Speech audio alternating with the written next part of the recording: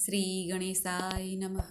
મિત્રો, આપ જોઈ રહ્યા છો યુટ્યુબ આપણી ચેનલ આવો સત્સંગમાં આપ સૌનું સ્વાગત છે। મિત્રો, આજે આ વિડીયોમાં આપણે સાંભળવાના છીએ તારીખ 1 મે 2022થી લઈને તારીખ 30 મે 2022 સુધી ચાલતો વિશાખા નક્ષત્રથી યુક્ત ભગવાન નારાયણને અતિ પ્રિય એવા વૈશાખ માસની કથા મહાત્મય વિશે। જો આપને આ વિડીયો પસંદ આવે તો લાઈક કરજો, શેર કરજો અને આપ આ ચેનલ પહેલી વખત જોઈ રહ્યા છો તો સબસ્ક્રાઈબ કરી લેજો, જેથી આવનાર નવા વિડીયોની માહિતી આપ સુધી તુરંત પહોંચી શકે। ધન્યવાદ।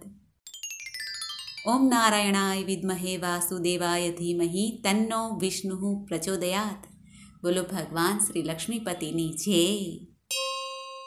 મિત્રો, વૈશાખ માસ વિશાખા નક્ષત્રથી યુક્ત હોય માટે તેનું નામ વૈશાખ પાડવામાં આવ્યું છે। ભગવાન વિષ્ણુને મા મહિનો, કાર્તિક મહિનો અને વૈશાખ માસ અતિપ્રિય છે। આ માસમાં ધર્મ, તપ, યજ્ઞ, સ્નાન અને દાનનું ખાસ મહત્વ, સર્વશ્રેષ્ઠ મહત્વ છે એવું કહી શકાય। માધવ માસ પણ આ વૈશાખ માસને કહેવાય છે। માધવ કે જે ભગવાન શ્રી કૃષ્ણનું એક સુંદર નામ છે। આ મહિનામાં પ્યાવ અને જલના કેન્દ્ર સ્થાપના કરવાનું શુભ માનવામાં આવે છે। જે જળની વ્યવસ્થા, ચાહે આપણે પશુ પક્ષી માટે પીવાની વ્યવસ્થા કરીએ, પ્યાવની વ્યવસ્થા કરીએ અથવા મનુષ્ય માટે પણ। આમ આ ઉનાળાની સિઝન છે માટે આપણે જલની વ્યવસ્થા કરીએ તો પુણ્યની પ્રાપ્તિ અવશ્ય થાય છે। આ માસમાં ઘણા ત્યોહાર પણ આવે છે, જેમ કે સૌપ્રથમ વૈશાખ સુદ એકમ વૈશાખ માસ શરૂ થાય છે ત્યારે ગુજરાત મહારાષ્ટ્રનો સ્થાપના દિવસ ગણાય છે। ત્યાર પછી ત્રીજના દિવસે અક્ષય તૃતીયા અખાત્રીજ આવે છે। રમઝાન ઈદ પણ છે। ત્યાર પછી વર્ષી તપના પારણા પણ થશે તથા આદ્ય શંકરાચાર્યની જયંતિ પણ વૈશાખ સુદ પાંચમના દિવસે આવે છે। અને ગંગાજીની ઉત્પત્તિ, ગંગા પૂજન, મધર્સ ડે, ભાનુ સપ્તમી વૈશાખ સુદ સાતમના દિવસે આવે છે। દુર્ગાષ્ટમી પણ આવે છે, જે વૈશાખ સુદ અષ્ટમીના દિવસે પડે છે। વૈશાખ સુદ નવમીના દિવસે સીતા નોમ, જાનકી જયંતિ આવે છે। ત્યારબાદ વૈશાખ સુદ એકાદશી એટલે મોહિની એકાદશી આવે છે। પરશુરામ દ્વાદશી, રૂકમણી દ્વાદશી પણ આવે છે। પ્રદોષ વ્રત આવે છે। ત્યારબાદ વૈશાખ સુદ 13ના દિવસે ભગવાન નૃસિંહનો જન્મદિવસ ઉજવવામાં આવશે। વૈશાખ પૂર્ણિમા પણ આવે છે, જે બુદ્ધ પૂર્ણિમા કહેવાય છે। નારદજીની જયંતિ પણ આ જ માસમાં આવે છે તથા સંકષ્ટ ચતુર્થી આવે છે અને ભાનુ સપ્તમી પણ આવે છે વદ સાતમના દિવસે। ત્યારબાદ વૈશાખ વદ એકાદશી એટલે અપરા એકાદશીનું વ્રત રાખવામાં આવશે અને વૈશાખ વદ અમાવસ્યા શનૈશ્ચર જયંતિ આવે છે। આમ આ વૈશાખ માસમાં ઘણા શુભ ત્યોહાર આવે છે। ખાસ કરીને અખાત્રીજ, બુદ્ધ પૂર્ણિમા અને શનૈશ્ચર ભગવાનનો જન્મોત્સવ મનાવવામાં આવશે। આ ખાસ ત્યોહાર છે અને ભગવાન નારાયણને અતિપ્રિય આ માસમાં શુભ કાર્ય પણ થઈ શકે છે। આ માસમાં ગંગાજીની ઉત્પત્તિ થઈ માટે પવિત્ર નદીઓમાં સ્નાન કરીને દાન કરવાનું અધિકથી અધિક મહત્વ બતાવવામાં આવ્યું છે। સ્વાસ્થ્ય લાભ પણ પ્રાપ્ત થાય છે। આ વૈશાખ માસમાં ભગવાન શ્રી નારાયણનું જો પૂજન યજન કરવામાં આવે તો મનોકામના પૂર્ણ થાય છે।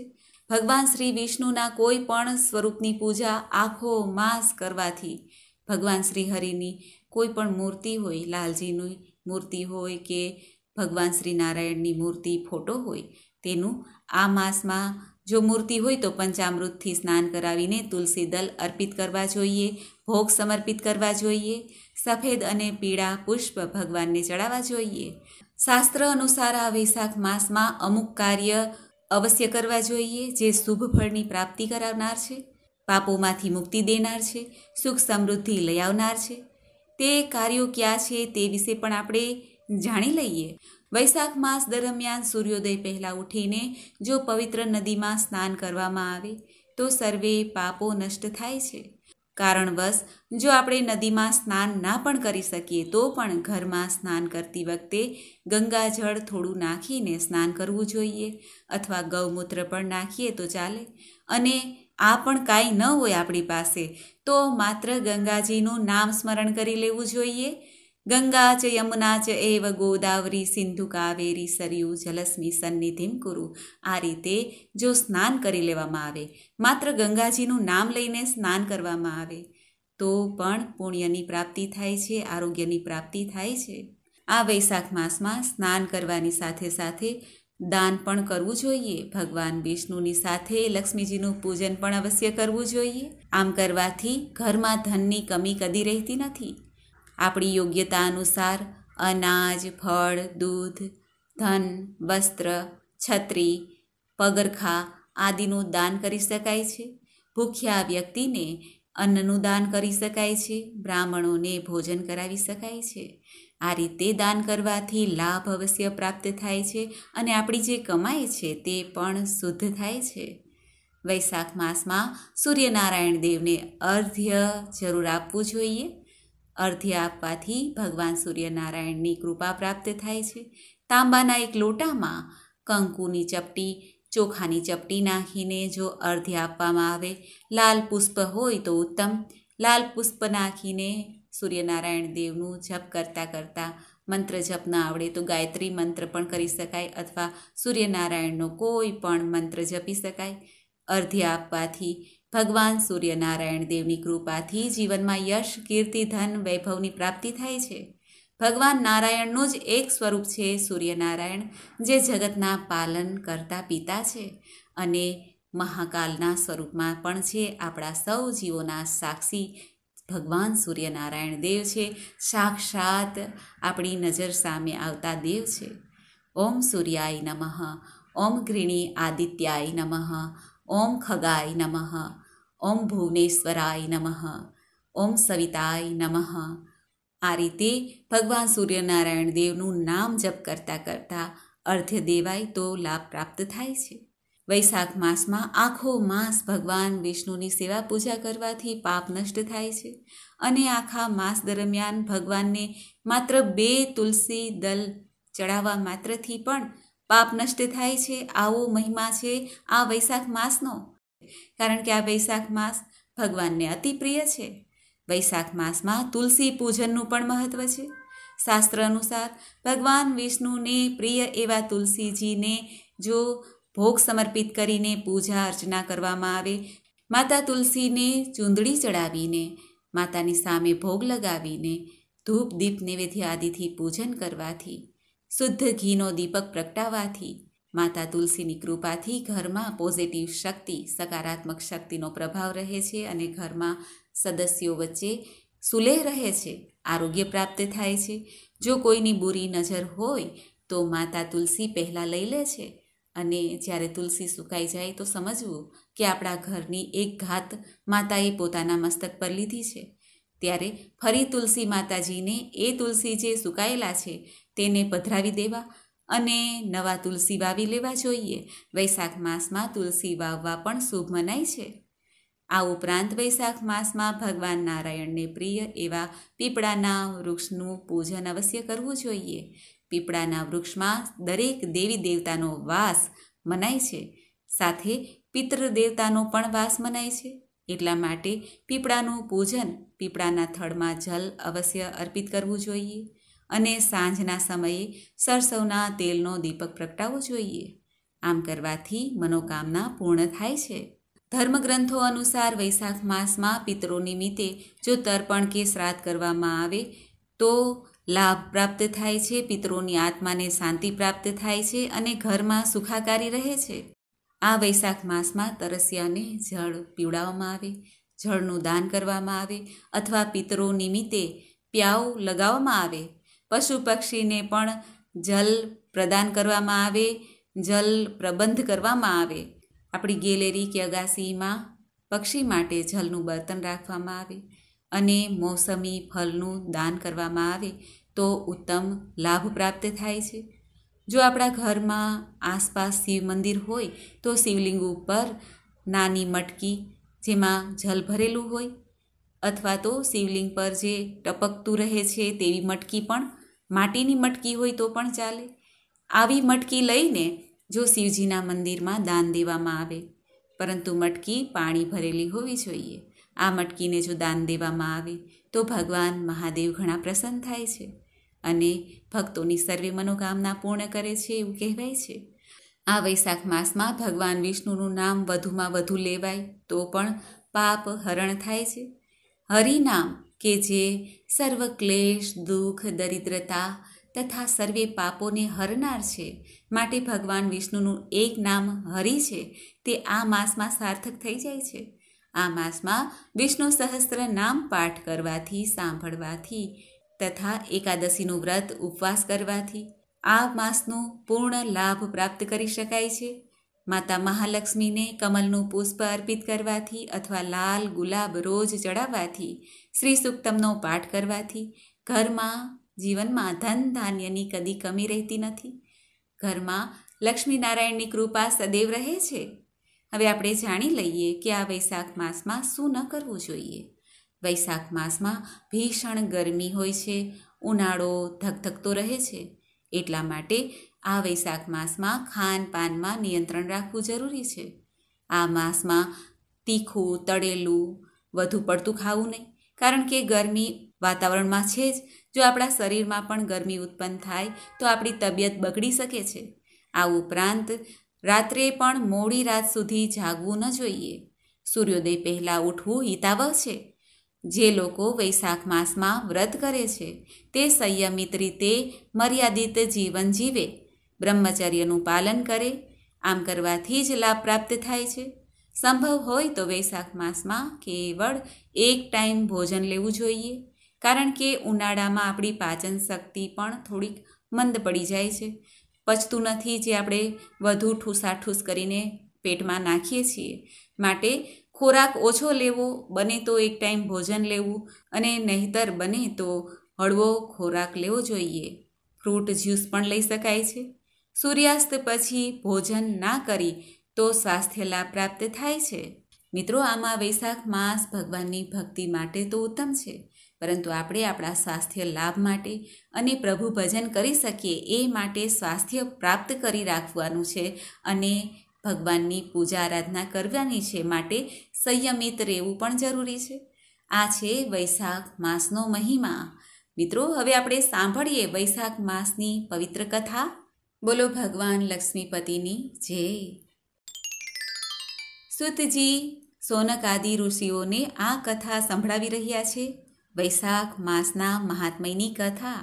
નારાયણમ નમસ્કૃત્ય નરમ ચ એવ નરોત્તમ દેવીમ સરસ્વતી વ્યાસમ તતો જયમુદ્રીરયેત. અર્થાત ભગવાન નારાયણ, નર શ્રેષ્ઠ નર નારાયણ તથા દેવી સરસ્વતી અને મહર્ષિ વેદવ્યાસજીને નમસ્કાર કરીને ત્યારબાદ ભગવાન નારાયણને પ્રિય એવા આ વૈશાખ માસની કથાનું શ્રવણ કરવું જોઈએ.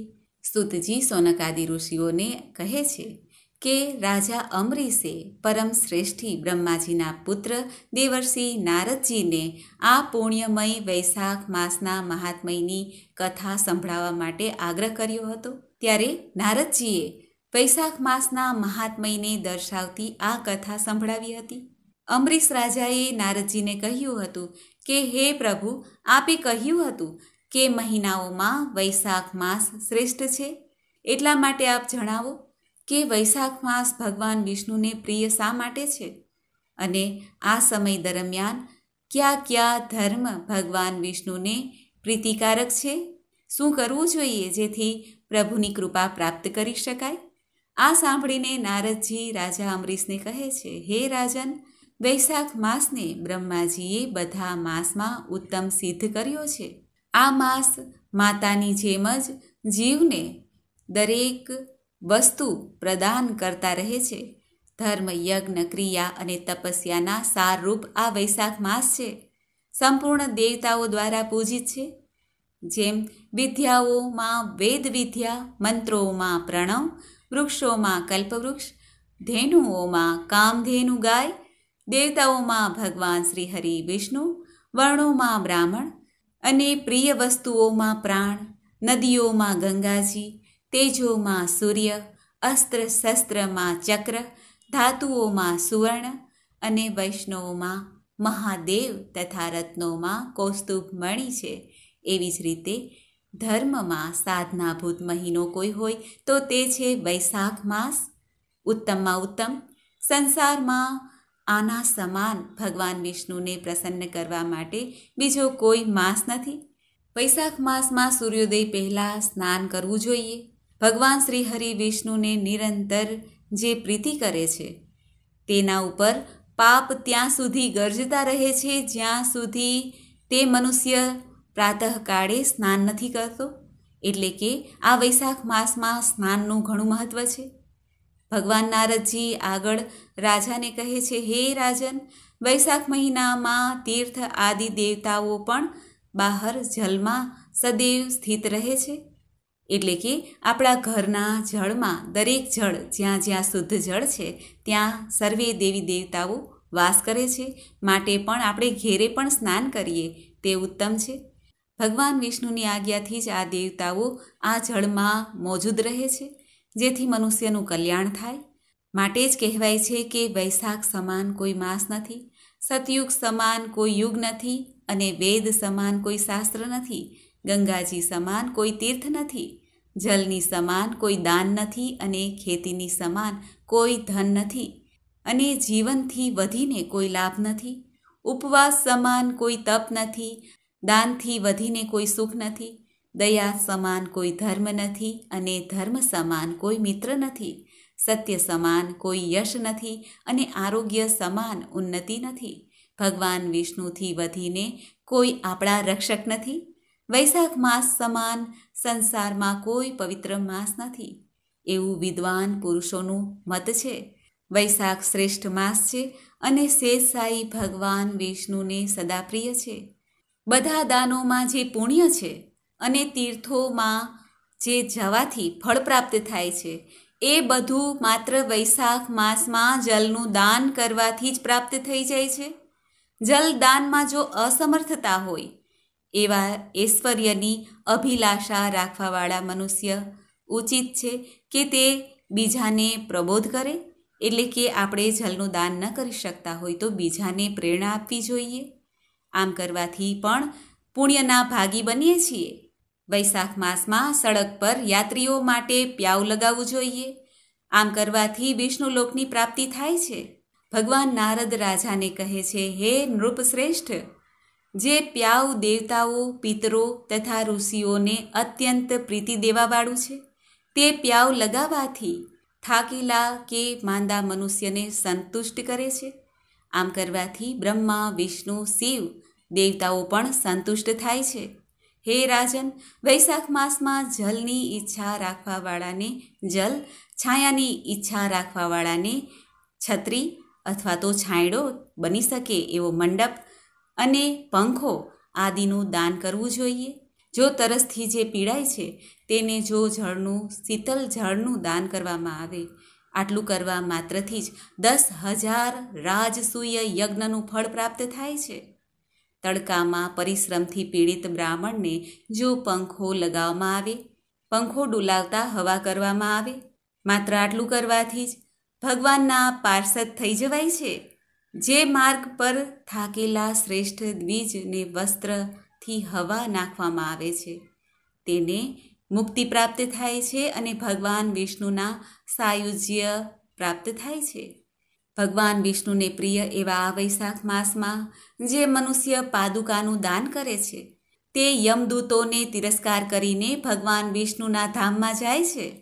જે માર્ગમાં અનાથોને રહેવા માટે વિશ્રામ શાળા બનાવે છે તેને પુણ્યફળની પ્રાપ્તિ થાય છે. મધ્યાહન સમયે બ્રાહ્મણ અતિથિ આવે તેને ભોજન અર્પણ કરે છે તેને અનંત ગણું ફળ પ્રાપ્ત થાય છે. અન્નદાન મનુષ્યને તત્કાલ તૃપ્ત કરવાવાળું છે. સંસારમાં અન્નદાન સમાન કોઈ દાન નથી. જે મનુષ્ય માર્ગમાં થાકેલા બ્રાહ્મણને આશ્રય દે છે તે પુણ્ય ફળ પ્રાપ્ત કરી શકે છે. ભગવાન નારદ રાજાને કહે છે, હે રાજન, માતા પિતા તો કેવળ આ લોકમાં જન્મના હેતુ માત્ર છે, પરંતુ જે અન્ન દે છે, પાલન કરે છે તે જ મનીષી પુરુષ આ લોકમાં અને પરલોકમાં પિતા સમાન ગણાય છે. સાચા પિતા તે જ કહેવાય છે જે અન્નથી બીજાને તૃપ્ત કરે છે. આમ આ વૈશાખ માસનું મહાત્મય ભગવાન નારદજીએ રાજા અમરીશને કહી સંભળાવ્યું. હવે આપણે સાંભળીએ વૈશાખ માસમાં સ્નાનનો નિયમ અને તેનું મહત્વ પણ. મહિરથ નામના એક રાજા હતા. તે સદા કામનાઓમાં આસક્ત રહેતા હતા, અજિતેન્દ્રિય હતા. તે કેવલ વૈશાખ માસમાં સ્નાન કરવા માત્રથી જ વૈકુંઠ ધામને પ્રાપ્ત કરેલું, માટે આ વૈશાખ માસ સ્નાન માટે પણ ઉત્તમ કહેવાય છે. ગમે એવો પાપી જીવ હોય તે વૈશાખ સ્નાન કરે તો તેને પરમગતિની પ્રાપ્તિ થાય છે. શાસ્ત્રોમાં કહેવાણું છે, મધુસૂદન દેવેશ વૈશાખે મેષગે રવો પ્રાતઃ સ્નાનમ કરિષ્યામી નિર્વિઘ્નમ કુરુ માધવ. અર્થાત, હે મધુસૂદન, હે દેવેશ્વર માધવ, મેષ રાશિમાં સૂર્ય હોય ત્યારે વૈશાખ માસમાં પ્રાતઃકાળે સ્નાન કર્યું છે. આપ આ સ્નાનને નિર્વિઘ્ને પૂર્ણ કરો. ભગવાનને આવી પ્રાર્થના વૈશાખ માસમાં કરાય છે. ત્યારબાદ સૂર્યનારાયણને અર્ધ્ય આપવાનું હોય છે, ભગવાનને સ્નાન કરાવવાનું હોય છે, ત્યારે પણ આ મંત્ર બોલાય છે. વૈશાખે મેષગે ભાનો પ્રાતઃ સ્નાનપરાયણ અર્ધ્યતે અહમ પ્રદાયસ્યામી ગૃહાણ મધુસૂદન. અર્થાત, સૂર્યની મેષ રાશિમાં પ્રવેશ થતાં જ વૈશાખ માસ આરંભ થાય છે. પ્રાતઃ સ્નાનના નિયમને સંલગ્ન થઈને હું આપને અર્ધ્ય આપું છું. હે મધુસૂદન, આને ગ્રહણ કરો. આવી રીતે ભગવાનને પ્રાર્થના કરાઈ છે. આમ પ્રાર્થના કરવાથી પ્રભુ અત્યંત પ્રસન્ન થાય છે અને વૈશાખ માસનું પુણ્ય ફળ પ્રાપ્ત થાય છે. ભુક્તિ અને મુક્તિ પ્રાપ્ત થાય છે. 4 પદાર્થની પ્રાપ્તિ થાય છે. ભગવાન નારદજી રાજા અમરીશને વૈશાખ માસમાં દાનના મહાત્મ્યને સમજાવતા કહે છે. નારદજી કહે છે, હે રાજન, એક સમયે વિદેહરાજ જનકના ઘેરે બપોરના સમયે શ્રુતદેવ નામક એક વિખ્યાત શ્રેષ્ઠ મુનિ પધાર્યા, જે વેદોના જ્ઞાતા હતા. તેમણે જોઈને રાજા ઘણા ઉલ્લાસથી ઊભા થઈને આદર સત્કાર કરવા લાગ્યા અને મધુપર્ક આદિ સામગ્રીથી તેમની વિધિપૂર્વક પૂજા કરી. રાજાએ ચરણોદકને પોતાના મસ્તકે ધારણ કર્યું. આ પ્રમાણે સ્વાગત સત્કારના પશ્ચાત આસન પર બિરાજમાન આ ઋષિને કર્યા. ત્યારે વિદેહરાજે પ્રશ્ન પૂછ્યો અને કહ્યું, હે મુને, વૈશાખ માસનું મહાત્મય વર્ણન કરો. ત્યારે શ્રુતદેવ કહે છે, હે રાજન, જે લોકો વૈશાખ માસમાં ધૂપથી સંતપ્ત હોય, તાપથી સંતપ્ત હોય તેવા મહાત્મા પુરુષને છત્રી દાનમાં દે અથવા છત્રીની વ્યવસ્થા કરે, તેને અનંત પુણ્યની પ્રાપ્તિ થાય છે. આ વિષયમાં એક પ્રાચીન ઇતિહાસ પણ સંભળાવવામાં આવ્યો છે, તે હું આપને કહું છું, તે આપ સાંભળો. પહેલાં વંગ દેશમાં હેમકાંત નામના વિખ્યાત એક રાજા હતા. તે કુશકેતુના પુત્ર પરમ બુદ્ધિમાન અને શસ્ત્રધારીઓમાં શ્રેષ્ઠ હતા. તે એક દિવસ શિકાર ખેલવા માટે ગયા. તે ઘનઘોર વનમાં ગયા, જ્યાં મૃગ અને વરાહ આદિ જંતુઓને મારીને તે ઘણા થાકી ગયા. બપોરનો સમય હતો. ત્યારે એક મુનિના આશ્રમમાં તેઓ આવ્યા. આ સમયે આશ્રમમાં ઉત્તમ વ્રતનું પાલન કરવાવાળા સતરજી નામના ઋષિ સમાધિમાં મગ્ન હતા, બેઠેલા હતા. જેમણે બહારનું કોઈ પણ કાર્યનું જ્ઞાન ન હતું, કારણ કે તેઓ સમાધિમાં લીન હતા. એ ઋષિને નિશ્ચિત થઈને બેઠેલા જોઈને રાજાને અત્યંત ક્રોધ આવ્યો. એમણે તે મહાત્માને મારવા માંડ્યું. આ જોઈને અન્ય ઋષિઓ 10,000 શિષ્યોની સાથે રાજાને રોકવા માટે આવી ગયા અને કહેવા લાગ્યા, ઓ ખોટી બુદ્ધિવાળા નરેશ, અમારા ગુરુ આ સમયે સમાધિમાં સ્થિત છે. બહારની કોઈ વસ્તુનું જ્ઞાત એમને નથી અને તમે આવી રીતે ક્રોધ કરો તે ના ચાલે. ત્યારે રાજાએ ક્રોધથી વિવળ થઈને શિષ્યોને કહ્યું, હે દ્વિજકુમારો, હું માર્ગથી થાકેલો અહીં આવ્યો છું અને તમે મારું આતિથ્ય સત્કાર કરવાને બદલે આવી રીતે બોલો છો. ત્યારે શિષ્ય બોલે છે, અમે લોકો ભિક્ષા માંગીને ભોજન કરીએ છીએ અને અમારા ગુરુએ કોઈના આતિથ્ય સત્કાર માટેની આજ્ઞા આપી નથી. અમે સર્વથા ગુરુને આધીન છીએ, માટે તમારું આતિથ્ય અમે કરી શકતા નથી.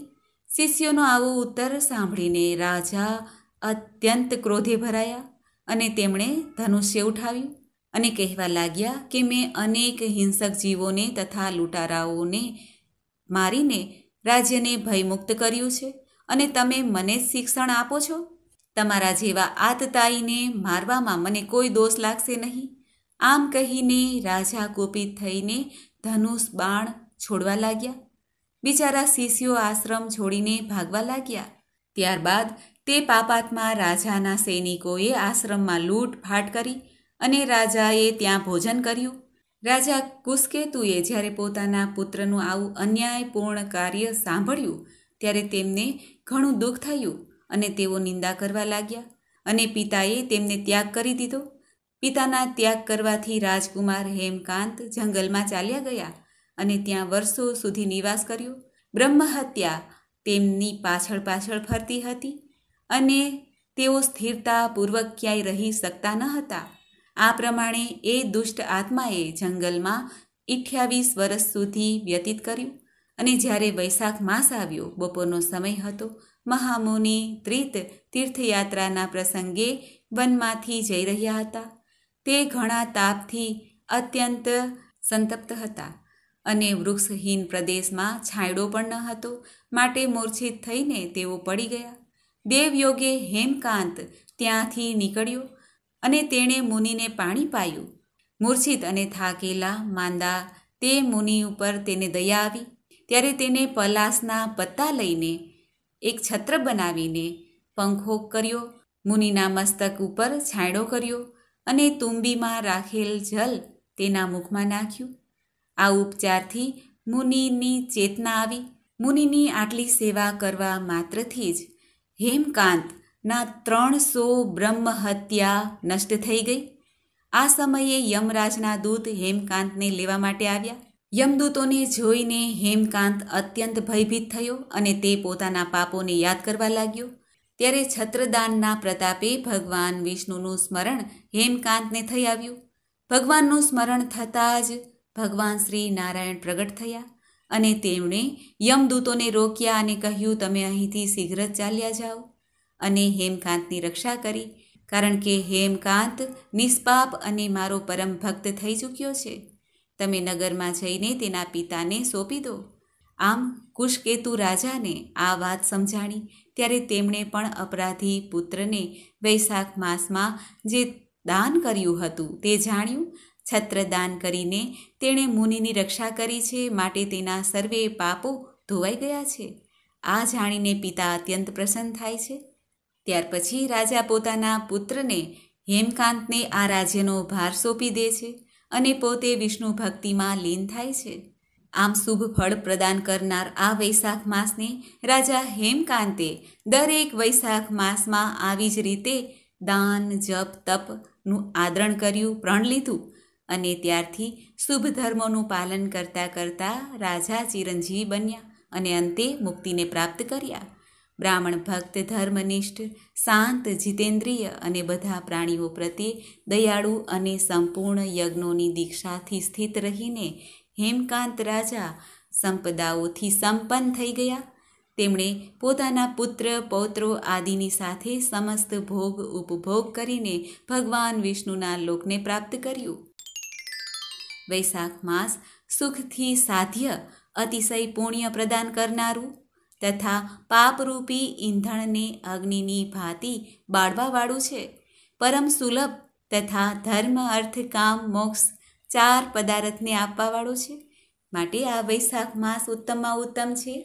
મિત્રો, તો આપણે સાંભળ્યું વૈશાખ માસનું મહાત્મય તથા કથા, મહિમા. મને આશા છે કે આપને આ વિડીયો જરૂર પસંદ આવ્યો હશે.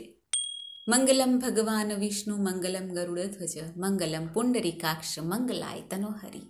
બોલો લક્ષ્મીપતિ ભગવાન મુક્તિદાતા નારાયણની છે. મિત્રો, મને સાંભળવા માટે ધન્યવાદ. આપ સૌને મારા જય શ્રી કૃષ્ણ.